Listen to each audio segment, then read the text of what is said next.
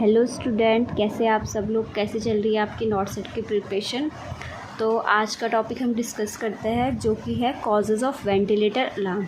ठीक है, तो वेंटिलेटर अलार्म की बात करें तो ये हमारे क्या होते हैं, जब वेंटिलेटर आपने आईसीयू में अगर किसी ने ड्यूटी करी होगी या फिर वेंटिलेटर देखा होगा तो उसमें 2 टाइप के अलार्म्स होते हैं। ठीक है, और ये बहुत इम्पॉर्टेंट है, इम्पॉर्टेंट भी है और ये पूछे भी जाता है। ठीक है, तो 2 टाइप्स के अलार्म होते हैं, मैं आपको बताऊंगी। एक तो होता है हाई प्रेशर अलार्म, दूसरा होता है लो प्रेशर अलार्म। ठीक है, मतलब पेशेंट कोई भी अगर वेंटिलेटर पे है, उस पे अगर क्या हो रहा है, हमारा शो होता है वेंटिलेटर पे, रेड कलर की लाइट आएगी, उसके बाद वहाँ पे आएगा हाई प्रेशर या फिर लो प्रेशर। तो हमें कैसे डिफ्रेंशिएट करना है कि हाई प्रेशर है या फिर लो प्रेशर है, और क्यों आता है ऐसे अलार्म। ठीक है, तो ये इंपॉर्टेंट है, आपको ये लर्न करना पड़ेगा, या अगर आप आईसीयू में ड्यूटी कर रहे हो तो आपने ये सब चीज़ देखा होगा। ठीक है, तो सबसे पहले बात करते हैं हम high pressure. High pressure ventilator में क्यों करता है, मतलब क्यों अलार्म देता है वेंटिलेटर हाई प्रेशर का। सबसे पहले आता है सिक्रीशन इंक्रीज। जो पेशेंट वेंटिलेटर पे है या फिर सीडेटेड है तो उसमें क्या होगा, सिक्रीशन अगर उनका बढ़ रहा है, ठीक है, वैसे तो सेकेंडली क्या करना चाहिए, हमको सक्शन करना चाहिए, लेकिन क्या होता है एज नीडेड हमें सक्शन करना चाहिए। ठीक है, तो सिक्रीशन अगर इंक्रीज़ हो रहा है पेशेंट में, पेशेंट की ईटी ट्यूब में या फिर ब्रोंकल एयर में, जहाँ पे ईटी ट्यूब लगी हुई वहाँ पे सिक्रीशन इंक्रीज़ हो रहा है, तो उस वजह से क्या होगा, वेंटिलेटर पे हाई प्रेशर अलार्म लगेगा। इनका सिक्रीशन इंक्रीज़ हो रहा है, इसका मतलब हमें सक्शन करना पड़ेगा। सक्शन जब हम कर देंगे तो उसके बाद वो प्रेशर क्या हो जाएगा, जो हाई प्रेशर अलार्म आ रहा था वो क्या हो जाएगा, बंद हो जाएगा। ठीक है, समझ में आया आपको। नेक्स्ट आता है हमारा वीजिंग या फिर ब्रोंकियल स्पाज्म। ठीक है, पेशेंट को ईटी ट्यूब लगी हुई है, ठीक है, अगर पेशेंट में ब्रोंकियल स्पाज्म होता है या फिर वीजिंग होती है पेशेंट में, मतलब सिक्रीशन की वजह से वीजिंग या फिर ब्रोंको स्पाज्म होता है, तो उस कंडीशन में भी क्या होता है, हमारा हाई प्रेशर अलार्म क्या होता है, वहाँ पे शो होता है। ठीक है, इतना समझ में आया आपको। ठीक है, सॉरी, वैसे तो पेशेंट अंडर ऑब्जर्वेशन रहते हैं, लेकिन फिर भी वेंटिलेटर क्या होता है, अलार्म देता है कि इसको क्या, पेशेंट को क्या नीडेड है, या फिर पेशेंट वेंटिलेटर पे है, उस ट्यूबिंग डिस्कनेक्ट हो गए तो उस टाइम पे कौन सा अलार्म बजेगा। ठीक है, तो हमें वो सब के सब अलार्म क्या होना चाहिए, पता होना चाहिए। ठीक है, थर्ड आता है ET tube displace. ET tube displace मतलब पेशेंट की ईटी ट्यूब निकल गई है।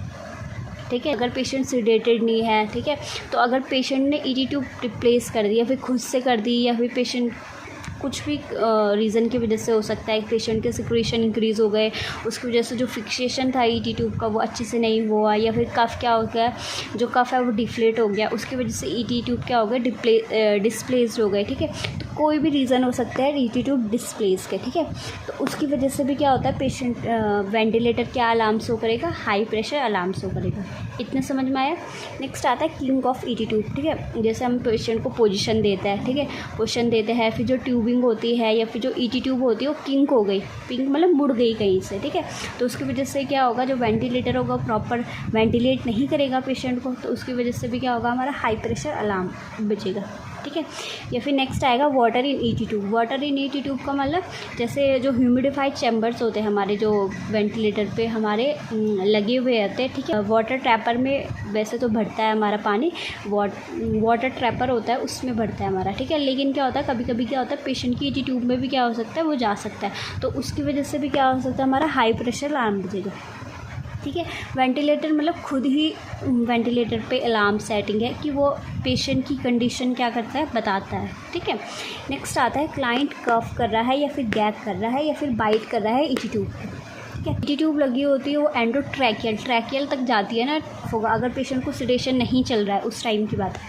पेशेंट कफ करता है क्योंकि उसमें गैग रिफ्लेक्सेस होते हैं, या फिर पेशेंट को गैग रिफ्लेक्स हो रहे हैं, क्योंकि पेशेंट का सिडेशन ऑफ हो गया तो उसके बाद पेशेंट को गैग रिफ्लेक्सेस आएंगे, या फिर पेशेंट को कफ होगा, या फिर पेशेंट ने क्या कर दिया, बहुत सारे पेशेंट क्या करते हैं, बाइट कर देते हैं ईटी ट्यूब को। ठीक है, तो उसकी वजह से क्या होता है, हाई प्रेशर अलार्म होगा। ठीक है, इतना समझ में आ गया। नेक्स्ट आ गया पेशेंट एंशियस हो रहा है या फिर डर रहा है, मतलब अगर उसका सिडेशन ऑफ हो गया, वो मतलब अगर हमारे मुंह पे भी कोई ट्यूब लगा दे तो हमको भी क्या होता है, डर लग जाती है। ठीक है, तो इस टाइम पे क्या होगा, हमारा हाई प्रेशर अलार्म होगा। ठीक है, एंशियस हो रहा है पेशेंट, या फिर पेशेंट क्या कर रहा है, वेंटिलेटर से फाइट कर, जो रेस्पिरेशन होगा या फिर खुद से कोशिश कर रहा है लेने की। ठीक है, तो उसमें उसको क्या बोलते हैं, फाइट, वेंटिलेटर के साथ क्या कर रहा है, फाइट कर रहा है, तो उस टाइम पे क्या होगा, हमारा हाई प्रेशर अलार्म अलार्म क्या होगा, शो होगा वेंटिलेटर पे। इतना समझ में आया आपको? हाई प्रेशर अलार्म कब कब होगा, या फिर सिक्रीशन इंक्रीज़ हो गया, वीजिंग हो रखा पेशेंट को, ब्रोंकोस्पाज, या फिर को ईटी ट्यूब पेशेंट की डिस्प्लेस हो गई किसी भी रीज़न की वजह से, किंक हो गई ईटी ट्यूब, या फिर वाटर है अगर ईटी ट्यूब में क्लाइंट कफ कर रहा है, गैग कर रहा है, या फिर बाइट कर रहा है ईटी ट्यूब को, ठीक है। नेक्स्ट आ गया पेशेंट एंचर्स है या फिर फाइट कर रहा है वेंटिलेटर से। तो इन सारी कंडीशन में क्या होता है, हमारा हाई प्रेशर अलार्म क्या होता है, शो होता है वेंटिलेटर पे। इतना समझ में आ गया, इंपॉर्टेंट भी है। आपको क्या होगा, नॉट सेट में ऐसे नहीं पूछेगा कि हाई प्रेशर अलार्म के कॉजेज़ बताओ, ठीक है, या फिर ऐसे सिंपल से क्वेश्चन नहीं आएंगे। क्वेश्चन क्या होंगे, सिनेरियो बेसिस क्वेश्चन आएंगे कि एक पेशेंट है, उसमें क्या हो रहा है, उसकी ईटी ट्यूब डिस्प्लेस्ड हो गई, तो फिर एक नर्स है वो देख रही है, ठीक है, तो वो वेंटिलेटर पे क्या शो होगा उसे, तो उस टाइम पे हमें पता होना चाहिए कि ईटी ट्यूब डिस्प्लेस हो गई तो कौन सा अलार्म्स होगा, हाई प्रेशर अलार्म्स होगा, ठीक है। तो ऐसे सिनेरियो क्वेश्चंस बनाए जाते हैं जो नॉट सेट होता है उसमें, ठीक है। नेक्स्ट आता है हमारा लो प्रेशर अलार्म कब कब बजता है। देखो, जो हमारा हाई प्रेशर और लो प्रेशर अलार्म होगा, ठीक है, आप ना इन्हें डिफ्रेंशिएट कैसे कर सकते हो। हाई प्रेशर अलार्म क्या होगा, जब हमको अलर्टनेस इंक्रीज़ करनी है, जैसे एक नर्स है, ठीक है, वो बेड साइड काम कर रही है, अगर वेंटिलेटर पे हाई प्रेशर अलार्म इंक्रीज़ हो रहा है, यानी हमको अलर्ट होना है, यानी पेशेंट को हमको चेक करना है, ठीक है। पेशेंट से रिलेटेड अगर कुछ कंडीशन होगी तो उस टाइम पे हाई प्रेशर इंक्रीज़ हो सकता है, ओके। नेक्स्ट आता है हमारा लो प्रेशर। लो प्रेशर कैसे हो सकता है, डिस्कनेक्शन इन वेंटिलेटर ट्यूबिंग में कोई भी डिस्कनेक्शन हो गई, लीक हो रखी है या फिर डिस्कनेक्शन हो रखा है, ट्यूब डिस्कनेक्ट हो गई, ईटी से निकल गई, ठीक है, ट्यूब कुछ भी डिस्कनेक्शन हो सकता है, ठीक है, तो तब क्या होगा, लो प्रेशर अलार्म क्या होगा, शो होगा। नेक्स्ट है leak in the ventilator tubing. मैंने आपको पहले ही बता दिया, डिस्कनेक्शन हो गया, फिर लीकेज हो रखा है किसी भी वेंटिलेटर ट्यूबिंग में, चाहे कोई सी भी ट्यूब हो, एक्सपिरेटरी वाली हो, इंस्पिरेटरी वाली हो, उन सब में क्या होगा, अगर कहीं से भी लीक हो रखा है तो क्या होगा, लो प्रेशर अलार्म शो होगा, ठीक है। नेक्स्ट आता है leak in the client airway का। वेंटिलेटर की पूरी ट्यूब में अगर लीकेज होगी तो शो होगा, मतलब प्रॉपर तरीके से जो पूरी सील होनी चाहिए वो सील नहीं हो पा रही है, ठीक है, कहीं से भी लीक हो रही है तो उसकी वजह से क्या होगा, लो प्रेशर अलार्म इंक्रीज होगा, ठीक है।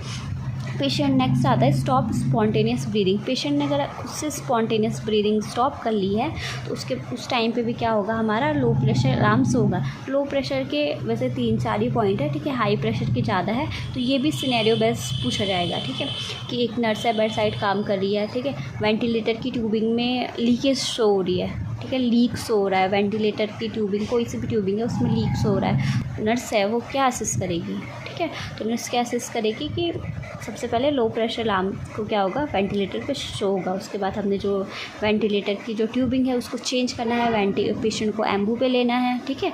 और इन सारी कंडीशन में क्या होना चाहिए, वैसे तो वेंटिलेटर वाले पेशेंट में एम्बू क्या होना चाहिए, बेड साइड ही होना चाहिए, ठीक है, एम्बू हो गया, ईटी ट्यूब हो गया, क्योंकि अगर कुछ भी ईटी ट्यूब डिस्प्लेस हो जाती है पेशेंट की तो क्या होगा, उसी टाइम पे क्या हो सकता है, वो रीइंटूबेट हो सकता है, ठीक है। तो डिफ्रेंशिएट आपको पता चल गया, ये इंपॉर्टेंट टॉपिक है, आपको इसे वेंटिलेटर आप देख लेना, अगर आपने नहीं देखा हुआ तो वेंटिलेटर की इमेज आप स्क्रीनशॉट लेकर के देख सकते हो, ओके। Thank you student. अगर आपको डाउट होता है तो आप मुझे कमेंट कर सकते हो, ओके। और अच्छे से आप क्या करो, प्रिपरेशन करो अपनी।